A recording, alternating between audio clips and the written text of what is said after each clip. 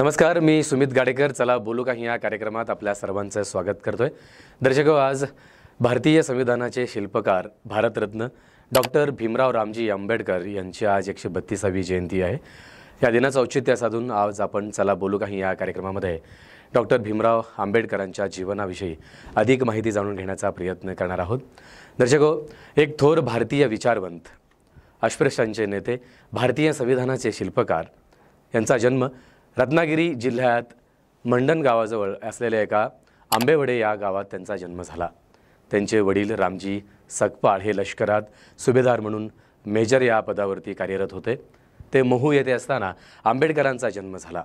आंबेडकर 6 वर्षांचे असतानाच त्यांची आई भीमाबाई यांचं निधन झालं. आंबेडकरांचे पुढील सर्व पालनपोषण रामजी व त्यांची बहीण मीराबाई यांनी केलं. रामजी लष्करातून निवृत्त झाल्यानंतर कुटुंबासह नोकरीसाठी साताऱ्यास आले. त्यामुळे आंबेडकरांचे प्राथमिक शिक्षण साताऱ्यात झालं. आंबेडकरांचे माध्यमिक आणि त्याचबरोबर विश्वविद्यालयीन शिक्षण मुंबईच्या एल्फिन्स्टन हायस्कूल आणि त्याचनंतर महाविद्यालयामध्ये झालं. या काळात 2 महत्त्वपूर्ण घटना त्यांच्या जीवनात घडल्या. एक म्हणजे त्यांचे रमाबाई म्हणजे स्वजातीय म्हणजे महार जातीच्या मुलीशी लग्न झालं आणि दुसरी घटना म्हणजे जीवन प्रभावी होण्यास सहाय्यभूत झालेल्या केसुळकर गुरुजींशी त्यांचा निकटचा संबंध आला. पदवी घेतल्यानंतर त्यांना बडोदा संस्थांची शिष्यवृत्ती मिळाली आणि 1913 मध्ये ते उच्च शिक्षणासाठी अमेरिकेस गेले. तेथील कोलंबिया विद्यापीठातून त्यांनी अर्थशास्त्र विषयात MA आणि त्यानंतर PhD ह्या पदव्या मिळवल्या. भारतात परत आल्यानंतर त्यांनी बडोदे संस्थांची नोकरी धरली. बडोदा येथील वास्तव्यात त्यांना अस्पृश्य म्हणून जे काही अत्यंत कटू अनुभव आले, त्यामुळे त्यांनी ती नोकरी सोडली आणि मुंबईस येऊन सिडनहॅम कॉलेजमध्ये प्राध्यापकाची नोकरी पत्करली. तोपर्यंत अस्पृश्य म्हणून पदोपदी त्यांची जी मनखंडना झाली, तिचा परिणाम त्यांच्या मनावरती फार झाला. अस्पृश्यांमध्ये जागृती निर्माण करण्याकरिता त्यांनी अस्पृश्य वर्गातील कार्यकर्त्यांची संघटना उभारण्यास सुरुवात केली. मुंबई येथे 31 जानेवारी 1920 रोजी मूकनायक नावाचं पाक्षिक काढलं. कोल्हापूर संस्थानातील अस्पृश्यांची त्याच संस्थानातील माणगाव येथे त्याच वर्षी परिषद घेतली आणि त्यानंतर अस्पृश्यांच्या सहभोजनाचं कार्यक्रम घडवून आणलं. नागपूर येथे 1920 मध्ये छत्रपती शाहू महाराज यांच्या अध्यक्षतेखाली एक अखिल भारतीय परिषद त्यांनी बोलावली होती. अस्पृश्यांचे प्रतिनिधी विधिमंडळाने नेमावेत या महर्षी सिद्धांच्या म्हणजे डिफ्रेस्ड क्लास मिशनच्या धोरणाचा या परिषदेत निषेध व्यक्त करण्यात आला. त्यांनी हाती घेतलेल्या ह्या प्राथमिक कार्यातच त्यांचे नेतृत्वाचे गुण दिसून आले.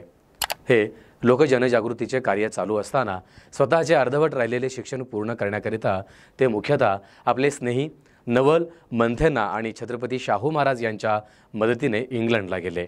त्यांनी इंग्लंड विद्यापीठाची DSCची आणि त्यानंतर ही दुर्लभ पदवी 1923 साली संपादन केली.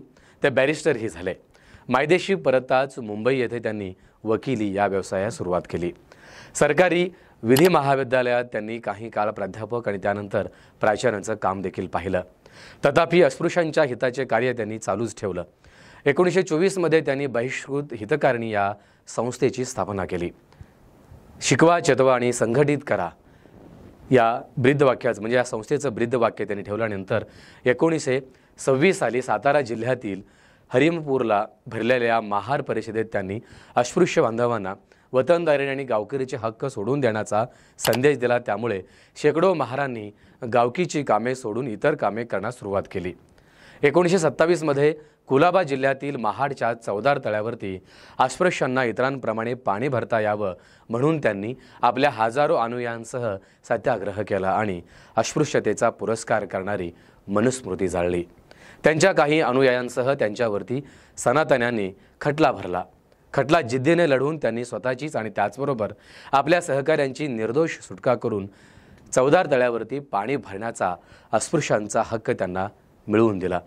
1928 साली भारतात आलेल्या सायमन आयोगावरती इतरांनी बहिष्कार घातला होता, पण अस्पृश्य बंधूंचे हित लक्षात घेऊन आंबेडकरांनी मात्र त्या मंडळासमोर आपली साक्ष नोंदवून अस्पृश्य लोकांकरिता सरकारने काय करावयास पाहिजे हे त्यांनी सांगितलं. अस्पृश्यांना इतरांप्रमाणे देवाचे दर्शन घेता यावं म्हणून त्यांनी आपल्या अनुयायांसह 1930 साली नाशिक येथे काळारा मंदिर प्रवेशासाठी सत्याग्रह केला. त्यात त्यांना आणि त्यांच्या अनुयायांना मार खावा लागला, पण पूर्वीच्याच जिद्दीने त्यांचं हे कार्य असंच चालू राहिलं.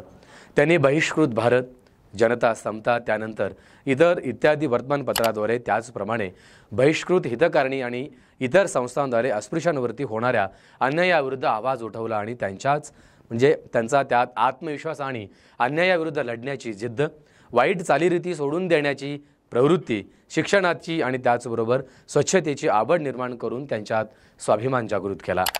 आंबेडकर 1930मध्ये गोलमेज परिषदेसाठी इंग्लंडमध्ये गेले. तिन्ही परिषदांना ते उपस्थित राहिले.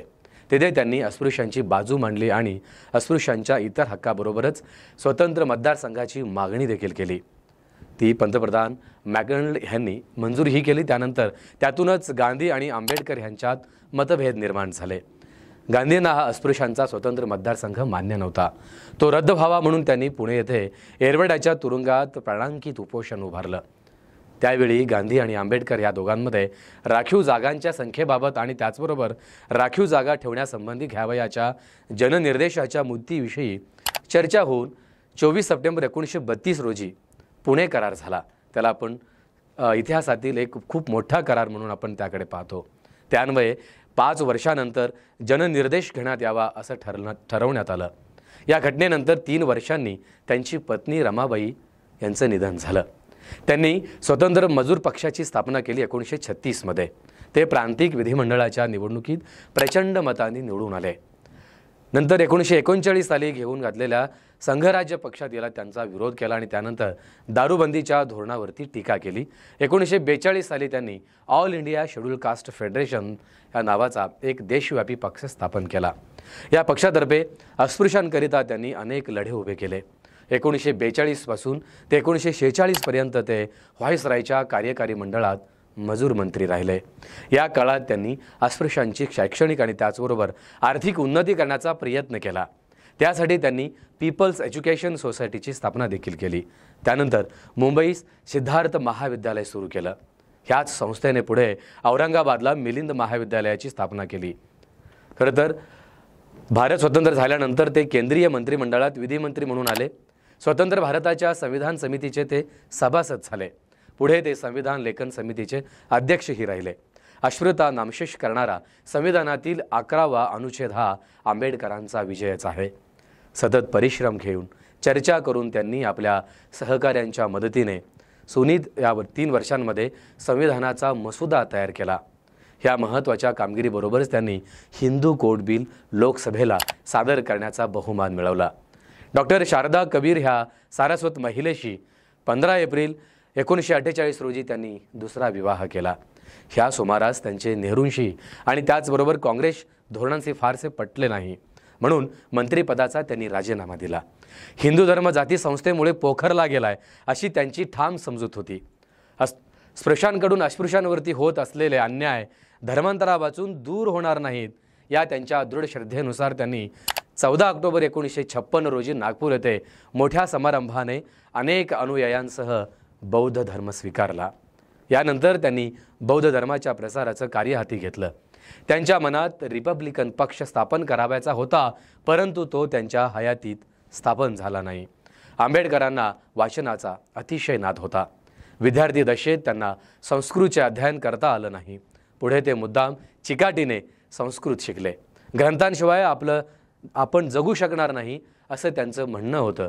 परंतु त्यानंतर मृत्यूसमयी त्यांच्या ग्रंथालयात सुमारे 25,000 दुर्मिळ ग्रंथ आढळले होते.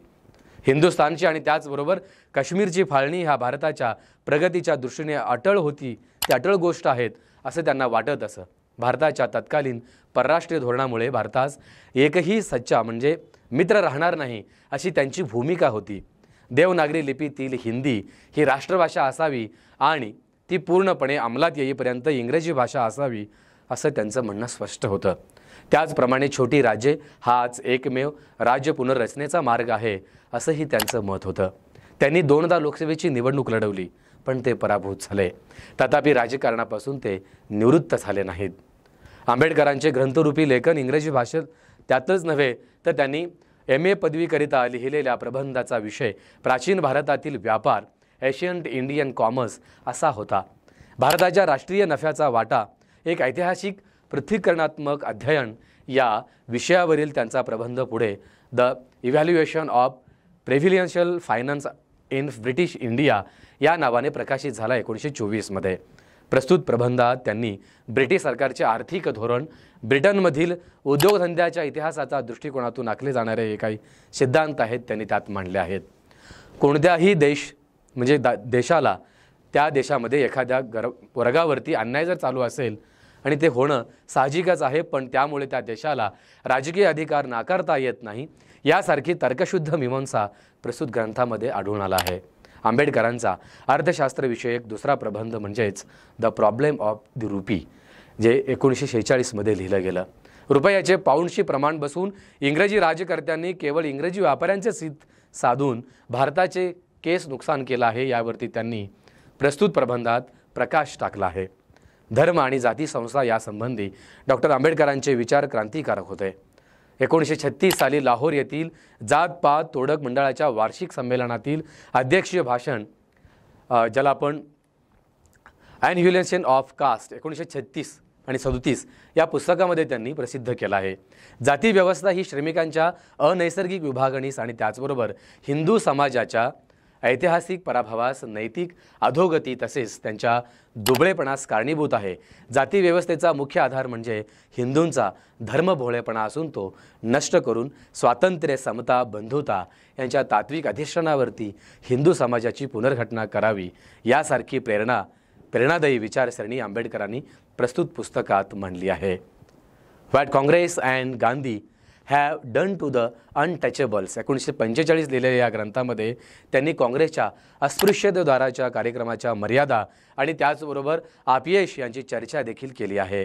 आंबेडकरांच्या व्यासंगाचे आणि त्याचबरोबर संशोधन कुशलतेचे प्रतीक असलेला ग्रंथ म्हणजे हू वेअर द शूद्राज, जे 1946 साली लिहिलं गेलं। विद्यमान शूद्र म्हणजेच पूर्वकालीन क्षत्रिय होत। ब्राह्मणांशी संघर्ष झाल्यामुळे त्यांना शूद्रत्व प्राप्त झालं असा निष्कर्ष त्यांनी या ग्रंथात मांडलाय। द अनटचेबल्स 1948 या नावाने त्यांची पुस्तकंही या संदर्भात उल्लेखनीय आहेत। बुद्धाज अँड हिज धम्मा हा त्यांचा महत्त्वाचा ग्रंथ त्यांच्या मरणोत्तर जो प्रसिद्ध झालाय 1957 साली। धर्माच्या रूढ कल्पनाहून बौद्ध धर्माची कल्पना ही वेगळी असून ती समाजाच्या पुनर्रचनेशी अधिक निगडीत आहे। त्यामुळे सामाजिक नैतिक मूल्ये हेच बौद्ध धर्माचे खरे अधिष्ठान आहे। लोकमान्य टिळकांच्या गीता रहस्याप्रमाणे आंबेडकरांनी बौद्ध धर्माचे कालोचित रहस्य त्याचबरोबर भाष्य ग्रंथात विशद केला आहे। आंबेडकरांच्या राजकीय विषयांवरील या ग्रंथांपैकी थॉट्स ऑन पाकिस्तान 1940 या पुस्तकात पाकिस्तान झाल्यास हिंदूंच्या उत्कर्षाचा मार्ग मोकळा होईल असा युक्तिवाद त्यांनी केला होता।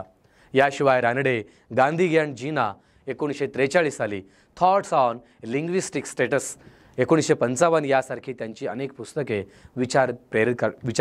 प्रेरणा देणारे विचार आहेत।